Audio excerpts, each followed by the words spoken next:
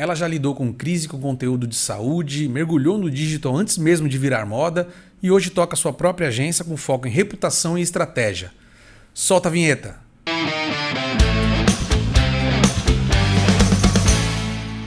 A convidada de hoje começou como aluna repórter, traduziu temas cabeludos para todo mundo entender, ganhou prêmio e logo mergulhou no universo das empresas. Aprendeu na prática o que é gerir crise, lidou com sindicalista, com jornalista sensacionalista e saiu de lá ainda mais forte. Virou referência em comunicação de saúde, liderou por anos a comunicação de um dos hospitais mais importantes do país e ajudou marcas a se posicionarem com estratégia e propósito. Foi pioneira no digital, dominou inbound, métricas, dados e entendeu que reputação e performance caminham juntas. Depois encarou o desafio de agências menores, com times mais enxutos, e hoje comanda a própria agência especializada em reputação B2B, conteúdo de impacto e estratégia digital com consistência. Tem visão de negócio, olhar jornalístico e acredita que comunicação boa de verdade não é só a que aparece, mas a que conecta, constrói e entrega resultado. A jornalista Aletheia Rocha é a convidada de hoje no LupaCast. Salve, salve minha gente amiga, sejam todos bem-vindos a mais um episódio do LupaCast, o podcast da Lupa com Comunicação, onde a gente vai comunicar com quem comunica. Antes da gente iniciar o nosso papo aqui com a Aletheia, eu queria lembrar você de se inscrever nos canais da LupaCom, nas redes sociais, no YouTube e no Spotify, por onde a gente transmite esse programa. As contas são essas que estão aparecendo aqui na sua tela. Deixe seu recado, sua sugestão de pauta, sua crítica, compartilhe com os amigos, acione o sininho de notificações para ficar sabendo toda vez que tiver um novo episódio aqui no canal. E a sua opinião é sempre muito importante para todos nós, tá ok? Aletheia, muito obrigado por ter aceitado o nosso convite. É um prazer ter você aqui comigo. Obrigada, é um prazer também. Muito bom a gente poder conversar sobre comunicação, que é uma área fascinante, né? Fascinante. Aletheia eu conheço há muito tempo. Né, nos estudamos juntos, né, nos formamos juntos na faculdade de jornalismo na Uninove e desde então você construiu uma carreira de muito sucesso na área da comunicação. Queria que você falasse um pouquinho do começo de tudo. Como é que você escolheu estar lá naquele curso de jornalismo? Como é que você escolheu a sua profissão? Eu escolhi muito pela aptidão de escrever, de ler e de contar histórias. Então, desde criança eu gostava muito disso, brincava bastante pensando em storytelling, né? E depois eu fui crescendo, me tornei uma pessoa que era boa em redação, os professores elogiavam, e ao mesmo tempo eu sempre fui muito curiosa e muito investigativa. Então, antes de decidir pelo jornalismo, eu pensei, será que eu vou ser uma engenheira alimentícia, por exemplo? Será que eu vou ser cientista? Porque todas essas áreas, elas tinham uma relação com o meu estilo de pensar, com o meu jeito de agir. Mas o jornalismo, ele concatena tudo. Eu pensei, gente, eu posso contar muitas histórias, né? Ele me abre diversas possibilidades. E aí foi por isso que eu fui buscar o jornalismo. Nem precisei fazer teste vocacional. Eu fui entendendo aí o meu perfil e busquei o jornalismo.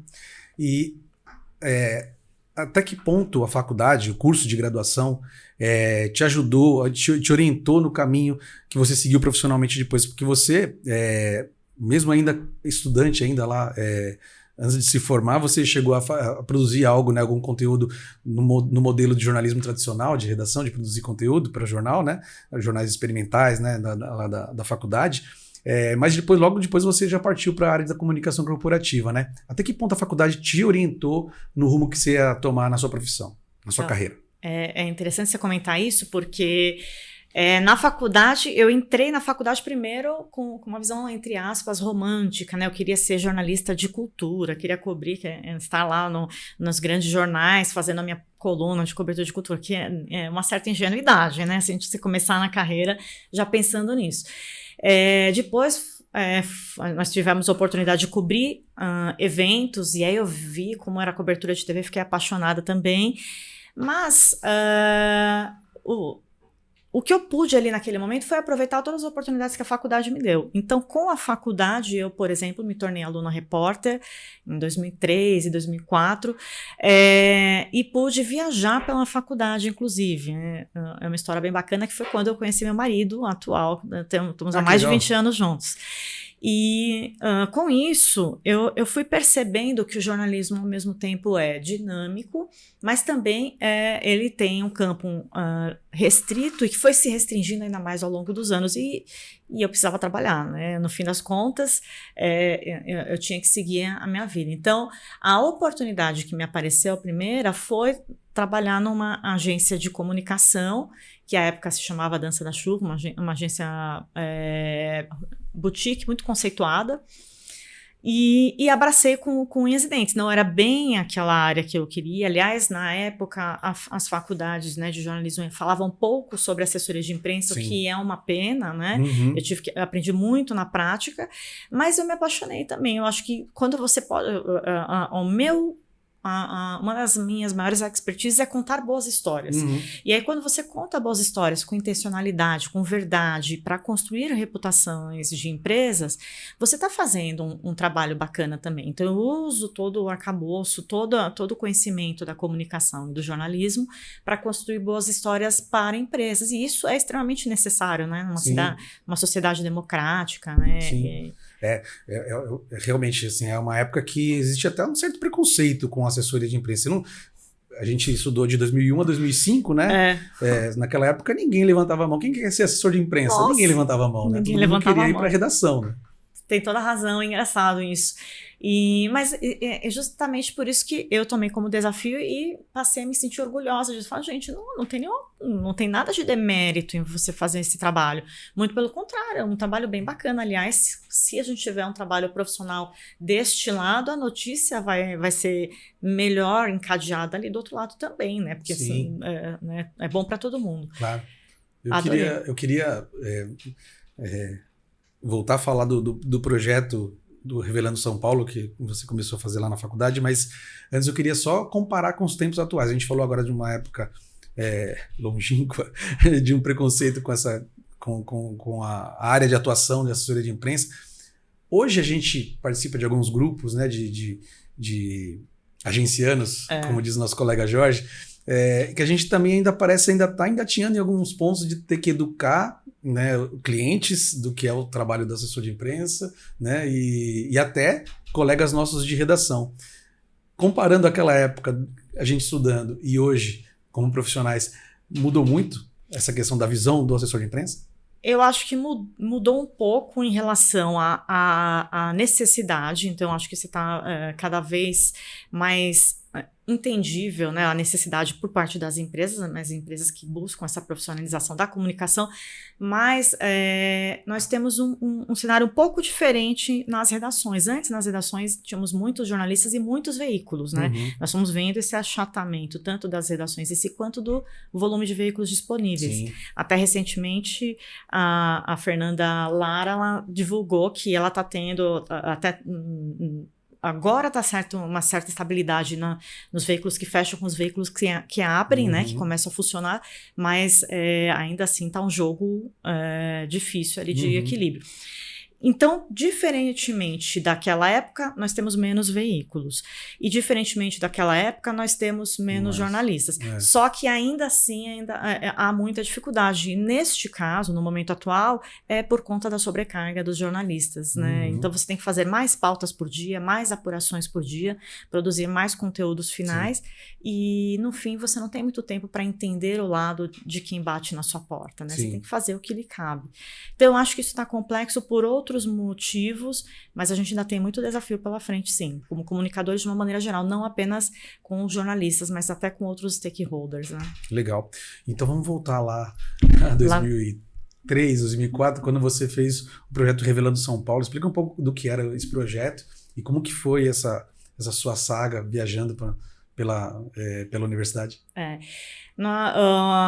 Em 2003, né, nós tínhamos ali uma proximidade com o Parque da Água Branca, uma das sedes da faculdade. Foi feita uma parceria ali para que os alunos cobrissem em nome da faculdade para os veículos todos, de site, até para a TV e para os impressos e rádio da faculdade. E naquela época eu ainda era mais bicho, estava lá, acho que no segundo ou terceiro ano. Então, nós ficamos com o que deu, né, a nossa sala. Só que em 2004 eu eu sempre fui muito, eu chegava mais cedo, sempre fui muito estudiosa, e aí eu ia lá pro laboratório, era amiga do pessoal do laboratório de TV, subindo as escadas eu vi ali um cartaz do Revelando São Paulo no ano seguinte, só que em outra cidade, em Registro. Em junho, geralmente o evento acontece em setembro em São Paulo. Aí eu fui questionar o professor, falei, professor Aron, que ainda, que história é essa, né? Pô, vai acontecer em Registro, mudou, né? Não, é que eles estão fazendo em mais lugares, já que é um evento de cultura característica, né? É só coisa raiz que foi produzida tanto em alimentação, artesanato e dança, cultura, né? De São Paulo, só o que é raiz mesmo. E então eles estão difundindo para outras cidades do interior. Eu falei, eu quero ir, né? Se vocês forem fazer alguma coisa, eu quero ir. Não, a gente até vai, mas já está tudo fechado. Vai a equipe do laboratório, que eram funcionários, e uma menina, uma aluna de turismo. Falei, professor, não tem nada a ver uma pessoa de turismo, né? Não tem nada a ver. Manda eu que sou jornalista, eu tô fazendo jornal, tô aqui sempre, não sei o que. Falou, não, já está definido. Isso era uma quinta. No sábado de manhã ele me liga, Ale, a menina de turismo não veio. Aí eu falei, tá brincando. Aí já me deu um frio na barriga. Eu falei, professor. Falou, então você quer ir? Só que a gente tá pegando a estrada agora. Você vai ter que ir à tarde. Eu falei, mas é claro que eu vou. Aí corri, fui arrumar o dinheiro da passagem, porque não tinha ali naquele momento. E fui pegar o ônibus de 1h para Registro. E foi aí que eu conheci meu marido. Ele estava indo para o interior, para aquela região também, e pegou o mesmo ônibus. Caramba, que coincidência. Então, aí começaram duas histórias, né? A minha com Revelando de fato, porque eu fiquei apaixonada, conheci a assessora de imprensa de lá, o Toninho Macedo, que era o responsável, e eles gostaram muito do meu trabalho e do meu outro amigo, Diego Dionísio. E aí nós seguimos também para trabalhar com o Revelando São Paulo em setembro, na cidade de São Paulo. E lá nós fizemos os boletins diários com o que aconteceu no dia anterior e ia acontecer no próximo dia, para entregar para os expositores. E a comunicação, relacionamento com a imprensa, que era uma loucura, né? Porque um evento enorme, comunicado até com TV, então ficava muito lotado. Foi uma grande escola de comunicação ali. Que legal. E aí, depois que você, dessa experiência com jornalismo tradicional, você citou que você começou a trabalhar na comunicação corporativa no Dança da Chuva, né? E aí, a partir daí, como é que foi a sua trajetória? Na dança, eu trabalhava com 5 contas e eu era assistente. Então, eu estava aprendendo e tal, mas ali tive uma grande escola de follow, né? Porque em um momento eu estava falando com o pessoal do Acrítica lá na região norte, outra hora eu estava falando com o pessoal de publicidade aqui, porque a gente atendia a O2 Filmes, hora eu estava caçando pauta com dados no site da Apex, porque a gente atendia a Câmara Brasil-Iraque. Então, pôr à prova toda a sua cognitividade, porque você tem que estar à disposição para todos esses clientes. De assuntos diversos. Totalmente diversos. E fiquei ali um tempinho, fui convidada para ir para o IANSP, né, que é o Plano de Saúde do Servidor do Estado, né, do funcionário do Estado. E lá no IANSP, cuja sede em São Paulo é no Hospital do Servidor Público Estadual, ali no Santa Cruz, eu tive uma outra carga de muito conhecimento, que é a gestão de crises diária. É isso que eu ia te perguntar, como é que foi encarar essa coisa da gestão de crise? Muito complexo. A área da saúde é muito suscetível, né? Muito. E ainda mais o fato de ser uma autarquia, então ela tinha que ser financiada pelo Estado, parte financiada, né, descontada de maneira automática pelos servidores do Estado, e tinha um modelo de financiamento não muito equilibrado, o que levava a não ter todo tipo de solução que o paciente gostaria, apesar de ser um hospital-escola, né, ter muita expertise lá no servidor estadual e ter muitos profissionais de alta excelência lá. Então a gente ficava sempre com esse cuidado, equilibrando pratinhos.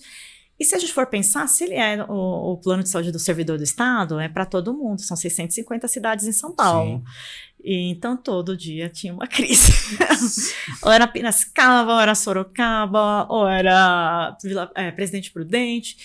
E fora as crises que tinham aqui na região, com sindicalistas, né, reivindicando melhorias de condições de trabalho, de salário, etc. Então, aprendi muito, aprendi sobre política, aprendi sobre relações humanas, sobre como lidar com crises. Por exemplo, teve assalto à mão armada lá, porque ele tinha uma farmácia de alto custo lá dentro. Tá. Então, eu conheci a Maju Coutinho quando ela estava começando como repórter. Querida, super simpática, mas assim, então, Ale, olha, vou entrar no ar em meia hora, eu preciso da nota, e eu precisando aprovar a nota em não sei quantas instâncias, apurando a informação que tinha acabado de acontecer. Então, isso não te difere muito. Nesse aspecto, a gente não difere muito do jornalismo de redação, né? A gente também tem que apurar com brevidade, com qualidade, trazer uma informação correta, porque você imagina se eu apuro ali uma informação errada, né? A repercussão que daria no Brasil inteiro.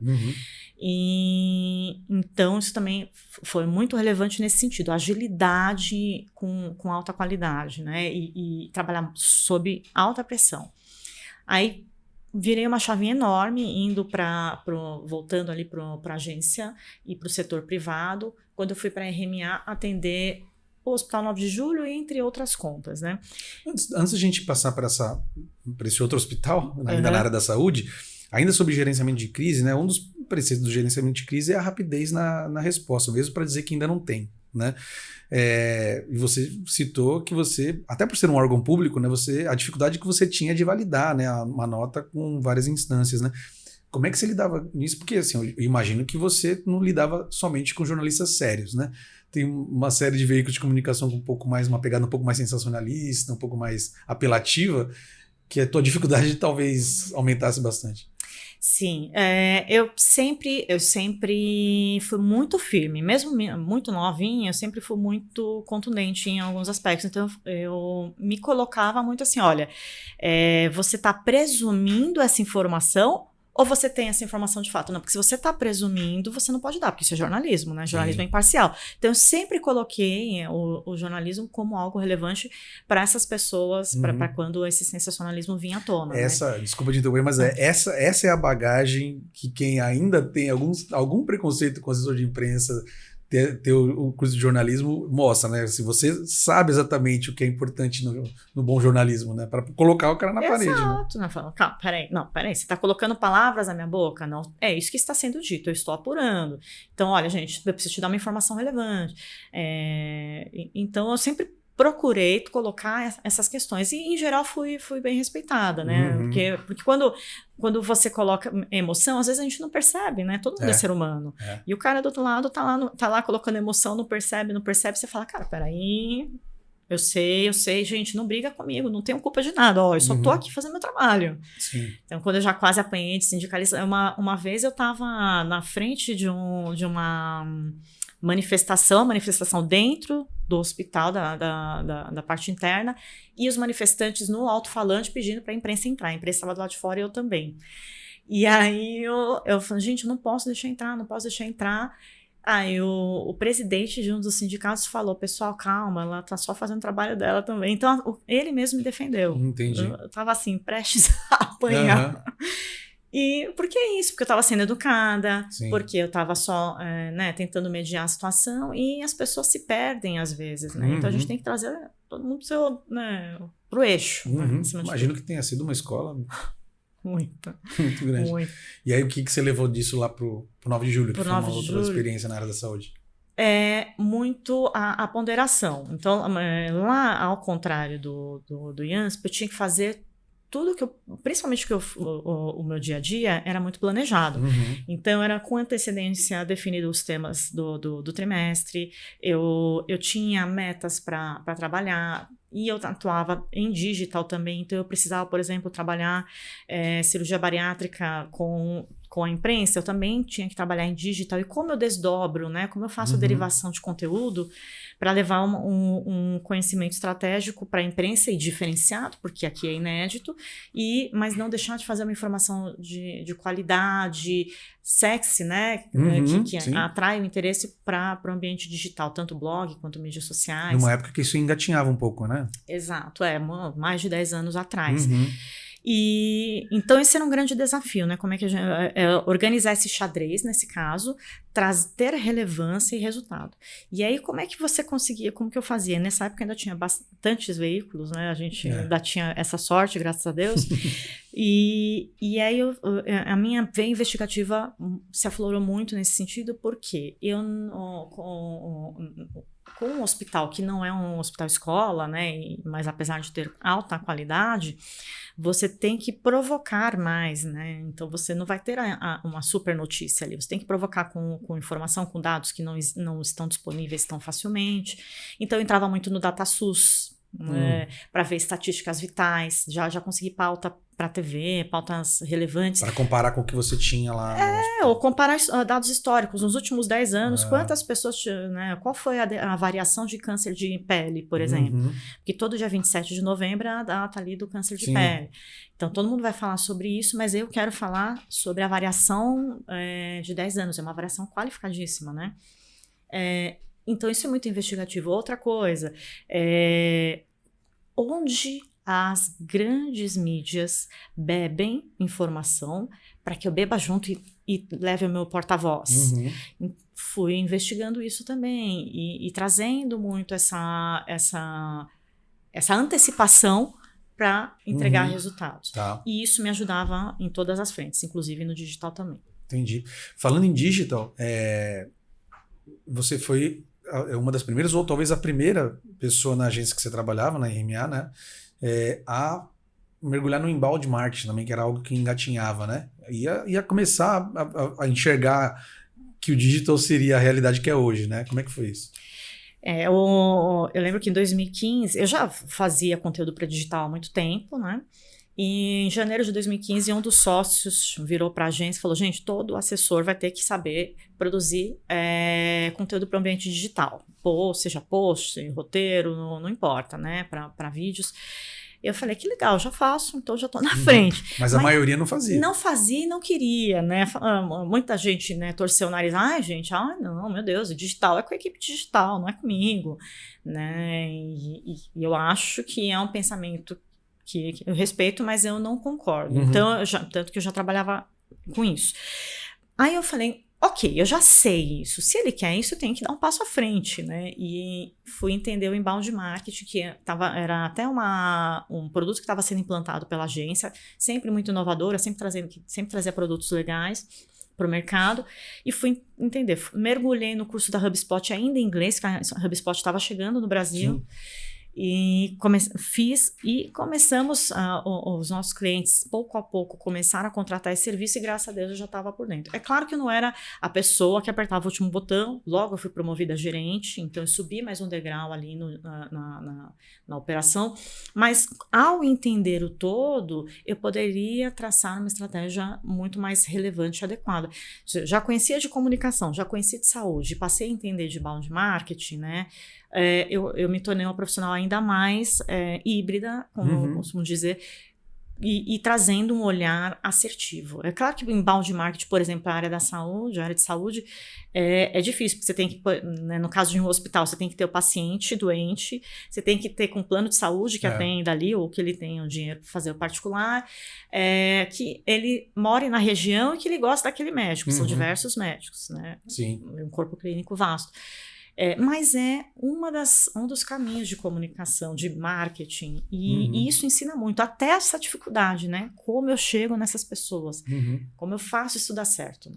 E você passou a ter uma visão muito mais estratégica da coisa, porque o inbound, né, essa questão das métricas e tudo mais, né, você consegue enxergar muito mais o resultado lá na ponta, né? Porque assim, na ponta de cá a gente está na produção do conteúdo, na maneira que a gente vai falar, com a relevância daquele assunto. A gente pensa muito menos, né, no resultado do que nessa outra ponta, né? Exato. E aí, casou nessa visão jornalística de conteúdo com essa visão de estratégia de resultado. Super. E a época que a gente estava entendendo muito como a gente se posicionava perante os algoritmos, inclusive em termos de SEO com o Google. Então a gente tinha que beber muito dessa fonte mais direta, um SEO mais raiz inicialmente, para que a gente conseguisse ter resultados bacanas, tá lá bem qualificado na primeira página dos buscadores. Hoje em dia a gente está migrando um pouquinho e os especialistas em SEO dizem que nem é uma migração 100%, porque é um estar contido, né, para a inteligência artificial generativa aplicada à busca por informações, né? Então você tem o zero clique, são conceitos que estão entrando no nosso dia a dia de comunicação, mas eles compõem uma estratégia de SEO maior, né? Porque você não deixa de... Você tem o zero clique ali para a primeira resposta, mas sempre tem quem quer se informar de maneira complementar e você precisa, portanto, passar a produzir estratégias que envolvam tudo isso. Aliás, essa questão de fazer um SEO semântico, vamos dizer assim, né? Ou seja, pensar de uma maneira que a inteligência artificial generativa capte a informação principal ali do seu site, é algo que ainda está muito incipiente. Quanto melhor as empresas se organizarem nesse sentido, mais elas vão estar na frente. Em vez de chorar, a gente vende lenço, né? Essa coisa do SEO, tem muita gente falando sobre isso, né? Sobre essa questão se o SEO está acabando e tudo mais. A necessidade vai ser fazer um SEO de uma outra maneira. Complementarmente, eu acho que um não tira o outro. Então, você atende aos dois senhores. Eu vi até esses dias um especialista falando que é isso. O SEO é a mãe. E o GEO é o complemento. Ele está acoplado ali, tal qual a busca por voz. Como que você faz SEO para busca por voz? Né? Então, isso também está contido em SEO. Então, todas elas estão dentro de um guarda-chuva de SEO. Minha filha, por exemplo, de 9 anos, ela não faz busca por escrito. Ela não faz. Não importa, ela faz isso dentro do app da Disney, faz dentro do... Sempre por voz. Por voz, 100% voz. Então, como a gente lida com isso, né? Como é que a gente faz... A gente tem que acoplar também a GEO para a nossa estratégia. Senão, a gente vai acabar daqui a alguns anos perdendo relevância, perdendo tração. Como é que você vê as marcas ou quem ainda defende que o marketing digital não pode andar junto da comunicação institucional? Eu acho uma pena, porque são coisas complementares que se conversam muito. Esses dias eu estava fazendo um benchmark com uma empresa tradicional de mais de 100 anos, o maior player, um dos maiores players do mundo no setor em que atua, e ela falou, gente, nós estamos agora comemorando X mil seguidores no LinkedIn, mas isso tudo tem a ver com o trabalho que nós estamos fazendo desde 2011, né? Eles estão desde 2011 batalhando ali no digital. Se esta empresa centenária, de um mercado muito tradicional, ela já enxergou isso e está colhendo frutos, ela disse que, eles disseram, por exemplo, que a newsletter deles, do LinkedIn, da marca, tem uma taxa de abertura muito relevante no e-mail. Não é só a impressão da visualização no LinkedIn, é na abertura, quando chega aquela newsletter por e-mail. Gente, então olha quantas coisas relevantes estão aí para serem aprendidas, né? Você poder usar a sua própria marca, quando você solta uma newsletter no LinkedIn, as pessoas recebem um push, então você tem uma comunicação automática, além de ter o seu e-mail. Então, não aproveitar isso para reverberar suas informações, para se aproximar do seu público-alvo, é um grande desperdício, né? Entendi. Aletheia, você tem a sua agência, a Code, né? E você trabalha muito essa questão da reputação, né? Você trabalha com B2B e a reputação de marcas e executivos, né? Fala um pouco mais sobre isso, sobre o seu trabalho com a Code e o quanto que essa ferramenta do LinkedIn é importante para o futuro do teu trabalho lá. Certo.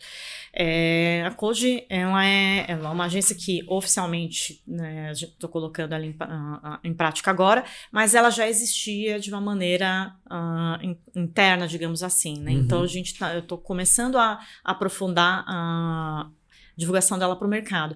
Mas ela traz muito expertise que eu vim desenvolvendo nos últimos anos em gestão de reputação, de comunicação B2B, com foco em gerar resultados, porque senão as pessoas acham ainda muito preconceituosamente que isso não envolve geração de resultados, que é um awareness pelo awareness, né?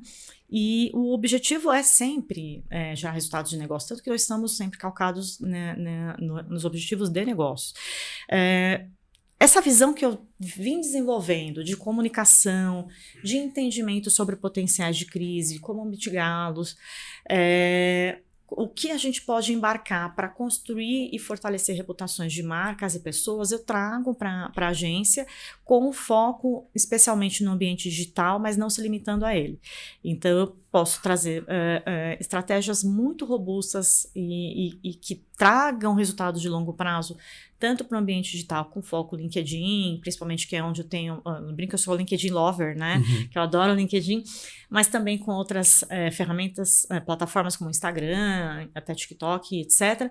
Mas também ações de reputação que envolvam, por exemplo, aproximação com stakeholders, encontros de relacionamento, eventualmente até relacionamento com imprensa, para que a gente consiga montar um arcabouço de desenvolvimento da reputação. No fim, meu objetivo é esse, para que isso alavanque negócios. Porque as pessoas muitas vezes não entendem que quando você vende bem até um certo momento. Quando você entra num platô, não adianta você investir em publicidade. Você investe em publicidade, tem um pico ali e cai de novo, né? Você tira a publicidade e volta a estaca zero. Quando você investe em reputação, você está construindo algo que vai se tornar perene. Sim. E aí você investe e tem resultado. No longo prazo acaba ficando mais barato também, né? Exato. Fica mais barato em termos de custo-benefício e ROI. Então, esse é o meu objetivo, ser consistente, fazer um trabalho de médio e longo prazo para as marcas e executivos. Você costuma dizer que a comunicação vai, além de ser algo bonitinho, e tem que ser algo que gere impacto real, né? Como fazer isso na prática numa sociedade mesmo que a gente tem muita métrica da vaidade, né? Isso vai ao encontro de uma outra questão que é a atenção, né? As pessoas também... Hoje eu estava ouvindo o Rafael Kiso, que é um influenciador, o cara do M-Labs, né? E que está desenvolvendo alguns cursos, e ele fala, o nosso grande problema é que as pessoas estão levando 1,5 segundos para ver, começar a assistir um Reels, e aí já, né, arrasta e vai para outra ação. Como que a gente consegue prender a atenção de uma pessoa em 1,5 segundos? É muito difícil para nós comunicadores, e é exatamente por isso que quanto mais consistente nós formos e desenvolvemos uma comunicação que esteja acoplada às dores e necessidades da pessoa, né, do nosso público-alvo, melhor a possibilidade de nós termos resultado. Porque senão a gente está falando de si, né, sendo uma vitrine, falando, tentando vender uma marca e não gera relevância para ninguém. E ao gerar essa relevância, as pessoas têm uma tendência a ficar e ir consumindo outros conteúdos, né? Porque a gente tem que lidar com a briga dos algoritmos, né? Você dá um conteúdo ali, conquista seguidores, seu seguidor, por exemplo, no Instagram hoje em dia já não vê mais, né, o que você posta. Cada vez mais difícil. Cada vez mais difícil. Ale, assim, eu tenho uma parte aqui no LupaCast, que são os 3 toques da LupaCon, que são as mesmas 3 perguntas que eu faço para todo convidado, tá? A primeira pergunta é o seguinte: um erro de comunicação, se você puder falar, um erro de comunicação que te ensinou muito. Eu fiquei pensando nisso quando eu vi um outro episódio seu. Eu tenho um erro muito interessante que uma vez eu fui vender uma pauta por Marcos Aidar, que era da Globo. Agora ele não tá mais, né? Tá em outra, do outro lado do balcão. Mas fui vender uma pauta para o Marcos Aidar e eu sempre tentei vender pauta para o Marcos Aidar. Eu falava, gente, a minha meta conseguir o Marcos Aidar, me dá atenção. Aí eu fui vender uma pauta para ele, nesse dia ele me respondeu. Eu falei, ele me respondeu! Beteia, olha aqui, isso aqui tem um erro, não sei o que. Eu falei, ele me respondeu, eu errei. Não acredito, quando ele me respondeu, perdi minha chance. Eu falei, meu Deus, não, mas eu sempre fui sapeca, digamos assim, né? Falei, Marcos, obrigada por me responder. Poxa, obrigada por ter me dado esse alerta. Inclusive, a primeira vez que você me responde, eu tô tão feliz. Eu sei que eu errei, mas eu tô tão feliz que você me respondeu. Dá uma olhadinha na pauta pra mim, por favor, vai. Você deu uma quebrada. E aí, desde então, ele começou a responder alguns outros e-mails mesmo, com pautas e tal. Eventualmente, eu consegui entrar lá, não com essa pauta em específico, obviamente, que ele não ia me dar o braço a torcer, mas ele me retornou. E eu fiz do limão uma limonada. E você estabeleceu um novo relacionamento com ele, Exato. né? aquela cara de pau. Pelo amor. Muito legal. Uma dica de ouro para quem está começando. Uma dica de ouro é ser cronicamente online, não no sentido pejorativo, né, não no sentido de vício, mas estar sempre antenado, ler newsletters, entender as novas formas de comunicação. Então, hoje em dia, newsletters, tem algumas que são muito gostosas de ler, que você lê em 5 minutos, essa proposta, né? E aí você fica realmente bem informado em diferentes aspectos. Você pode ter uma newsletter tech, como a Drops, tem a The News, tem The Shift, que é de super tech mais analítica. Então, tem vários perfis de tipos de comunicação que você pode acoplar ao seu dia a dia e se tornar melhor informada para fazer conexões complexas. Que no fim, o que nos diferenciou lá no passado, o que nos diferencia até hoje, inclusive da IA, são as conexões complexas. Né? Legal. Um conteúdo que todo comunicador precisa consumir. Me adiantei, né? Eu falei um pouquinho das newsletters. Eu acho que isso é muito inspirador. E aí eu acrescento as do LinkedIn. A gente teve um boom de newsletters no LinkedIn há um ano e meio, 2 anos. E agora tem muita gente que produz e morre na praia, acaba deixando. Mas se você fizer uma boa curadoria de newsletters, inclusive no LinkedIn, aí você recebe push de quando elas são publicadas, você vai começar a entender algumas particularidades de como é a comunicação, por exemplo, naquela plataforma. E aí você pode se tornar uma pessoa que se comunica melhor ali. Inclusive, por que não vender pauta para newsletters do LinkedIn? Eu já fiz isso. Caramba. E é interessante, sai, né? Legal. Por exemplo, Mundo Copy, acho que é Mundo Copy, Mundo Corporativo, eu já vendi pauta para eles e saiu. Na newsletter, eu falei, gente, eu quero que saia no site, mas na newsletter também, né? No LinkedIn eles colocaram. Então a gente tem que ser cara de pau, né? Sim, sem dúvida. A gente está caminhando para o final, a gente aqui no final tem um ping-pong que eu vou te fazer umas perguntas, algo mais pessoal, e você fala com que primeira coisa que vem à cabeça. Um livro que te transformou. Criação Neurocompatível, que ensina a gente a entender a mente da criança. E isso nos ajuda também a entender a mente das pessoas, né? Porque tem muita criança, muito adulto que não é uma criança bem uma criança resolvida. Só. De qual autor que é? Pois é da Márcia Tozin. Legal. Um conselho dos seus pais que você nunca esqueceu. Integridade e verdade. Então, assim, não minta e seja íntegra. Aliás, eu sou bem sincera, até demais. Às vezes a qualidade que vira defeito. Tem que segurar um pouco. Tem que segurar. Um lugar que te recarrega. Um lugar que me recarrega é o abraço da minha filha. Tá abraçadinha ali, não importa onde, coisa boa. Bacana. Uma música. Uma música... Enter Sandman, por exemplo, do Metallica, eu gosto muito. Gostei também. O que não pode faltar numa boa conversa? Risadas, né? Um clima gostoso, descontraído, adoro. Legal.